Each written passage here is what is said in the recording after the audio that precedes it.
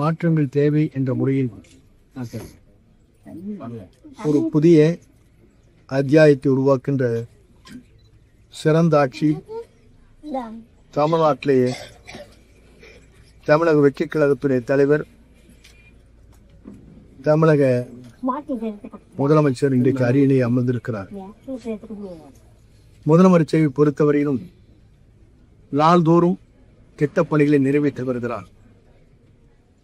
எல்லோரும் நினைத்தார்கள் இந்த அரசு மக்கள் சேவையில் எப்படி செயல்பட போகிறது என்று.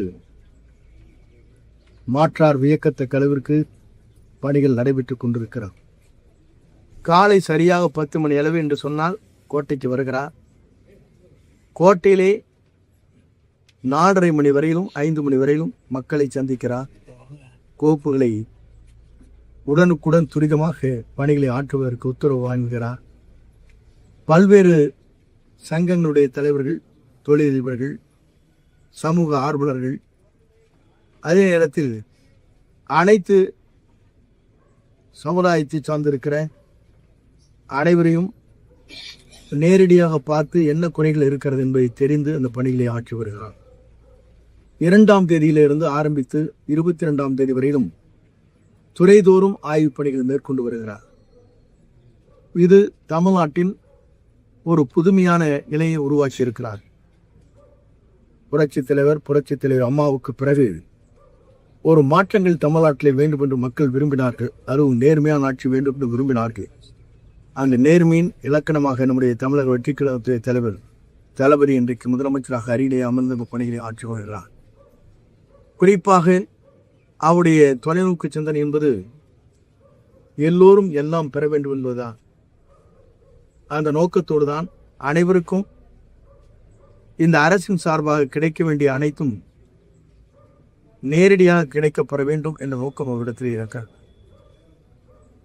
அதைத்தான் அவர் சொல்கிற போது நம்முடைய கொள்கை தலைவர்கள் எடுத்து வைத்ததை போல பிறப்புக்கும் எல்லா உயிர்க்கும் என்று சொன்னார். ஆக எல்லோருக்கும் எல்லாம் கிடைக்க வேண்டும் என்பதுதான் அவருடைய நோக்கமாக இருந்து கொண்டே இருக்கிறது. அதன் அடிப்படையில் தமிழ்நாடு இன்றைக்கு ஒரு சிறந்த மாநிலமாக இந்தியாவிற்கு திகழப் போகிற காலம் விரைவில் இருக்கிறது என்பதை நான் மகிழ்ச்சியோடு தெரிவித்துக் கொள்கிறேன். அதே நேரத்தில் இங்கே நியாய விலைக்கடை ஒன்று திறக்கப்பட்டிருக்கிறது. கரட்டடிபாளையத்திலிருந்து பிரிந்து இதற்காக 16 லட்சம் ரூபாய் சட்டமன்ற நிதியிலிருந்து வழங்கப்பட்டிருக்கிறது என்று பொலிவான கட்டிடத்தை திறந்து வைத்து மக்கள் பணம் அளவுக்கு 710 பேர்களுக்கு இதனால் பயன்பெற இருக்கிறார். ஆக எங்களுடைய பணிகள் என்பது மக்களை நேசிக்கின்ற, மக்களை நாடுகிற பணிகள் அனைத்தும் இன்றைக்கு நடைபெற்றுக் கொண்டிருக்கிறது. வேற அண்ணா அவர் குறிப்பிட்டதை போல மக்களிடத்திலே செல்லுங்கள். மக்களிடத்திலே செல்வது மட்டுமல்ல, அவருடைய பணிகளை சிறப்பான முறையில் ஆற்றுவேன் என்று வேறங்க பிறந்தங்க அண்ணா அவர் உரையாற்றியதை நம்முடைய முதலமைச்சர் அவர்கள் சட்டமன்றத்தில் உரையாற்றுகிற போது எடுத்து சொன்னார். இந்த ஆட்சி மக்கள் ஆட்சியாக இன்றைக்கு மணந்திருக்கிறது, மக்களால் உருவாக்கப்பட்டிருக்கிறது. குறிப்பாக 2 ஆண்டு காலத்தில் கட்சியை துவங்கி 2 மாத காலத்தில் ஒரு சின்னத்தை பெற்று அந்த சின்னம் உலகளவில் இன்றைக்கு விசில் சின்னம் பரவி இருக்கிறது என்று சொன்னால் அந்த வரலாற்றுக்கு சொந்தக்காரர் நம்முடைய தமிழக வெற்றி கழகத்தின் தலைவர் தளபதியை தவிர யாரும் இல்லை என்பதை இந்த நேரத்தில் எடுத்து சொல்லி எல்லோரையும் வாழ்த்தி விடைபெறுகிறேன். நன்றி. நேத்து அதிமுக பாஜக ஆளுநரை சந்திச்சு புகார் கொடுத்திருக்காங்க. குதிரை பேரம் நடக்குது அப்படின்னு சொல்லி. என்னை பொறுத்தவரையிலும் இந்த குதிரை பேரத்தை உருவாக்கியவனே திராவிட முன்னேற்றத்தில் தெரிந்து கொள்ள வேண்டும். நாங்கள் எதிர்க்கட்சியாக இருக்கின்ற போது, அம்மா இருக்கின்ற போது மதிமுகவை சார்ந்திருக்கிற ராமகிருஷ்ணனை ராஜினாமா செய்ய வைத்து திமுகவில் இணைத்து மீண்டும் திமுகவிலே போட்டியிடுவதற்கு வாய்ப்பு அளித்தார்கள். நேற்றைய முன்தினம் அனிதா ராதாகிருஷ்ணன் சொன்னாரே, அவரையும் அதைத்தான் செய்தார். அவர் அண்ணா திமுக இருந்தவர். குதிரை பேரத்தை முதலில் உருவாக்கிய நிலை திமுகவிற்கு தான் இருக்கிறதே தவிர எங்களுக்கு இல்லை, அந்த நிலை இல்லை. குதிரை பேரம் என்பது என்ன என்று எனக்கு புரியவில்லை. எல்லோரும் குதிரை பேரம் என்கிறார்கள். ஆகவே புரியாத ஒன்றை புரியுது போல குதிரை பேரம் என்று சொல்லிக் கொண்டிருக்கிறார்கள். ஆகவே அதற்கு வேறு பொருள்கள் தமிழ்நாட்டிலே தேடிக்கொண்டிருக்கிறோம்.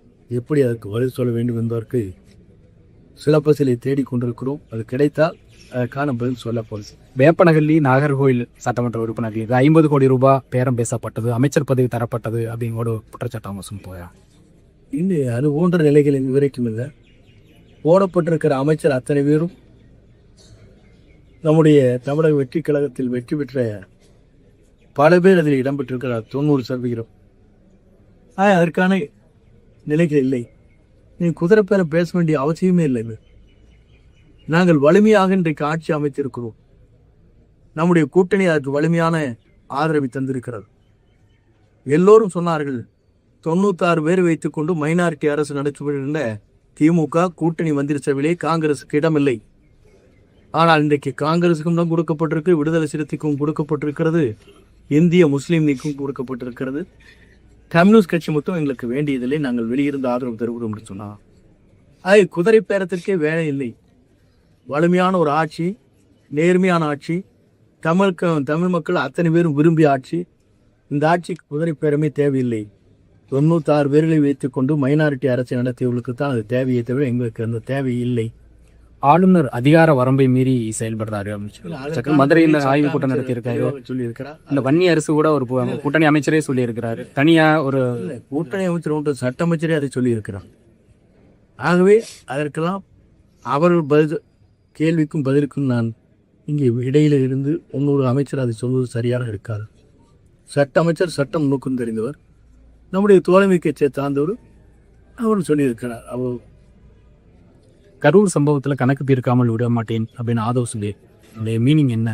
இது கணக்கு தீர்க்காமல் என்பது கரூரிலே நடைபெற்ற நிகழ்ச்சிக்கு இந்த 41 பேர்களுக்கும் அந்த குடும்பத்திற்கு பாதுகாப்பு அளிக்கப்பட வேண்டும் என்ற நோக்கத்தோடு அவர் சொல்லியிருக்கிறாரே தவிர கணக்கு என்பது அதுதான்.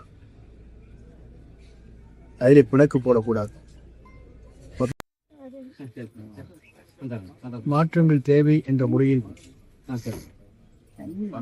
ஒரு புதிய அத்தியாயத்தை உருவாக்கின்ற சிறந்த ஆட்சி தமிழ்நாட்டிலேயே தமிழக வெற்றி கழகத்துடைய தலைவர்,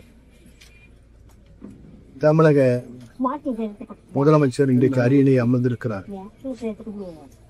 முதலமைச்சரை பொறுத்தவரையிலும் நாள்தோறும் கெட்ட பணிகளை நிறைவேற்றி வருகிறார்.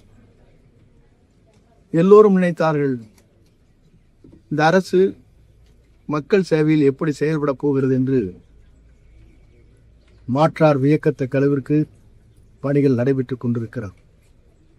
காலை சரியாக 10 மணி அளவு என்று சொன்னால் கோட்டைக்கு வருகிறார். கோட்டையிலே 4:30 மணி வரையிலும் 5 மணி வரையிலும் மக்களை சந்திக்கிறார். கோப்புகளை உடனுக்குடன் துரிதமாக பணிகளை ஆற்றுவதற்கு உத்தரவு வாங்குகிறார்.